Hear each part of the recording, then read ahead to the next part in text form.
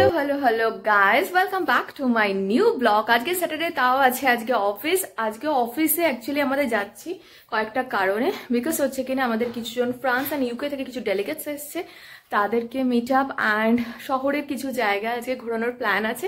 যেটুকু আমার পোর্শনে পড়েছে আমি ডেফিনেটলি তোমাদের সঙ্গে শেয়ার করব। তাহলে চলো, রেডি হয়ে গেছি, বেরিয়ে পড়ি। ওয়েদারও খুব একটা ভালো নেই, জানি না কিরকম কি হবে, বেরিয়ে পড়লাম।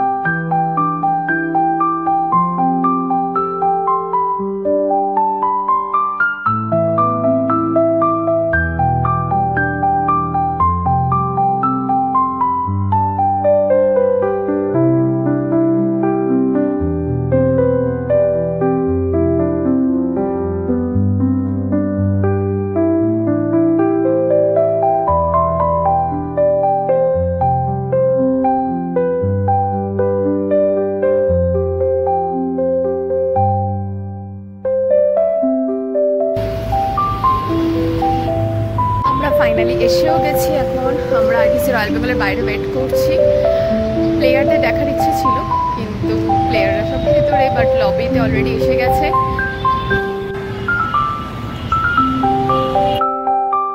আন্দ্রেকে অফিস থেকে অলরেডি ইনফর্ম করে দেওয়া হয়েছিল যে 10টায় আমরা পিক আপ করবো, তো সেই ওয়াইজ আন্দ্রেও রেডি ছিল। তো আমরা মা ফ্লাইওভার ধরে সোজা একদম ভিক্টোরিয়ার কাছে চলে এসেছি। তোমরা বুঝতেই পারছো, টিপ টিপ বৃষ্টিও আরম্ভ হয়ে গেছে। এটাই একটা ভয় পাচ্ছিলাম। যাই হোক, বৃষ্টিও বেশ জোরে আরম্ভ হয়ে গেছিল আমরা ভিক্টোরিয়া ঢুকতে, সেই জন্য এখানটা ভিডিওর করাটা খুব অসুবিধা হচ্ছিল। জানোই ঢোকার মুখে এই নুড়ি দিয়ে করা থাকে, তো বেশি জোরে ছুটতেও পাচ্ছিলাম না। খুব সুন্দর লাগছিল ওভারঅল ভিউটা। আমি যখন এসেছি আমি সানি ওয়েদার দেখেছি, আজকে একটা রেইনি ডে মতো ছিল, বেশ ভালো লাগছিল। ভেতরে ঢুকতেই বিভিন্ন রকমের পিকচার, ওগুলো একজন ফরেনারকে এক্সপ্লেন করতে পেরে আরও ভালো লাগছিল। মিউজিয়ামটাকে মানে যখন আমি গেছি বন্ধুদের সাথে বলো তখন অতটাও হয়তো খুঁটিয়ে দেখিনি। আজ হয়তো এক্সপ্লেন করতে গিয়ে অনেক কিছু খুঁটিয়ে দেখা হলো। বেশ একটা ভালো এক্সপিরিয়েন্সের সম্মুখীন হলাম।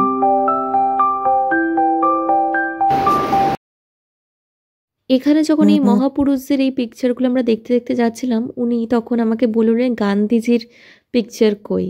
তো গান্ধীজির পিকচার আমি ধরেই নিয়েছিলাম কোনো না কোনো এই মিউজিয়ামে তো পাবোই কোনো না কোনো জায়গায়, বাট আমি তাও ওনাকে আমাদের নোট বার করে রেখেছিলাম। এখানে দেখুন কত হ্যাপি হয়ে গেছেন গান্ধীজির পিকচার দেখতে।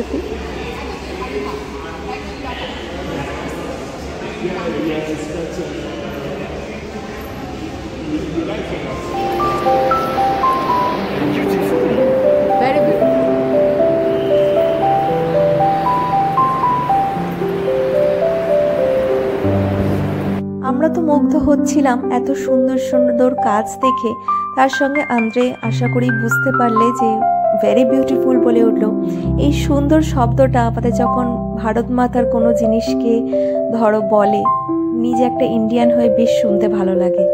ওপর থেকে যে এই দুর্দান্ত ভিউটা আমি কিন্তু ফার্স্ট টাইম দেখছি, আমি আগে কোনোদিন এটা এক্সপিরিয়েন্স করিনি। সিঁড়িটা আমরা খেয়াল করিনি, তারপরে গিয়ে দেখলাম ওখানে বিভিন্ন পিকচার তুলছে। তো আন্দ্রেও এখানে একটা পিকচার তুলেছিল। তো ওইদিকে আর কিছু নেই, আমরা আবার সিঁড়ি দিয়ে নেমে আসলাম।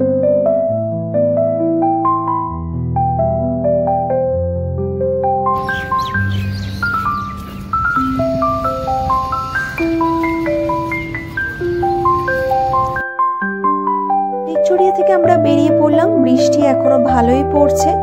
আমাদের নেক্সট ডেস্টিনেশন ছিল ঠনঠনিয়া কালীবাড়ি। একদিনেই আমাদের কভার করতে হতো কিছু কিছু প্লেস, কারণ হচ্ছে আন্দ্রের কালকে ফ্লাইট আছে ফ্রান্সের উদ্দেশ্যে।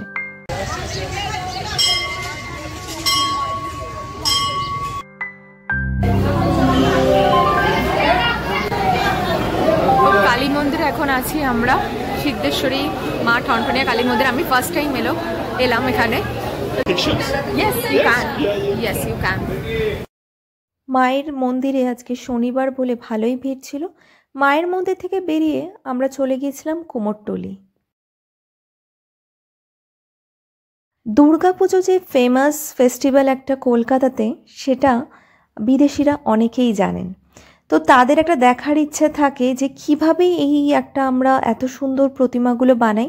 তো শিল্পীদের এত সুন্দর হাতের কাজ, এইগুলো দেখছে যে এরমভাবে কি করে এই জিনিসগুলো ক্রিয়েট করে মায়ের 10টা হাতে 10টা আমাদের যে অস্ত্র দেওয়া হয়, সেই সমস্ত জিনিসগুলোই খুব মনোযোগ সহকারে দেখছিল। তো এখানে জিজ্ঞেস করছিল এটা কি, আমাদের কি সুন্দর দেখো গোপাল ঠাকুরটা। উনি এখানে একটা গণেশ ঠাকুর বানাচ্ছেন। আমি প্রথমে বুঝতে পারিনি, কারণ গনুকে অলওয়েজ দেখে যেটা সুর থাকে, তো এখানে এখনও সুরটা লাগানো হয়নি, সব এরমভাবে তৈরি করছে। আমি ফার্স্টে ভুলে গিয়েছিলাম যে কেন এত গণেশ ঠাকুর, কারণ সামনেই আসছে তো আমাদের পয়লা বৈশাখ, সেই জন্য জোর কদমে দেখলাম শুধু লক্ষ্মী আর গণেশ প্রচুর বানানো হয়েছে, আর বানানো হয়েছে মা অন্নপূর্ণার সব প্রতিমা বানানো চলছে, কারণ সামনেই আছে অন্নপূর্ণা। তারপর আমরা চলে আসলাম গঙ্গার পাড়ে। গঙ্গার পাড়ে এত সুন্দর একটা হাওয়া দিচ্ছিল, তার মধ্যে ওয়েদারটাও যে খুব সুন্দর। তো যাই হোক, এরপরে আমরা অফিসের দিকে রওনা দিলাম, কারণ 1টার মধ্যে আমাদের অফিস ব্যাক করতে হতো, কারণ উনি একটা দিনই হাতে সময় নিয়ে এসছেন, ওনার কাজের জন্যই আসা, তাই যেটুকু সময় হাতে পেয়েছেন একটু কলকাতাটা ঘুরে দেখা। যাই হোক, এবার অফিসের সমস্ত কাজকর্ম সারালো, সেগুলো আমি আর ভিডিও করি। আমাদের ওরা আসবে না কেন, কি আছে। তো আমাদের অফিস আজকে এন্ড হলো। স্যাটারডে অফিস কিরম লাগলো গাইস? আমাদের অফিস খুব বাজে। স্যাটারডে আসতে চায় না ওরা। এখানে ছিল একদিকে, তোদের বৃষ্টির মধ্যে ঘুরতে আনি, বৃষ্টিটা খুব বাজেভাবে আমরা পেয়েছি। তো যাই হোক, আমাদের ব্লগটা, আমাদের ক্যাব আসছে, ওয়েট করছি। ব্লগটা আজকে এখানেই এন্ড করছি। ব্লগে যদি কিছু ভালো লাগে please do like, comment and share and don't forget to subscribe. Bye. ব্লগটা তো আমি এন্ড করে দিয়েছিলাম অফিসে। তো আমি যখন ফিরছি অফিস থেকে তখন দেখছি সোফাটাও আসছে, তো সোফাটাও এসে গেছে।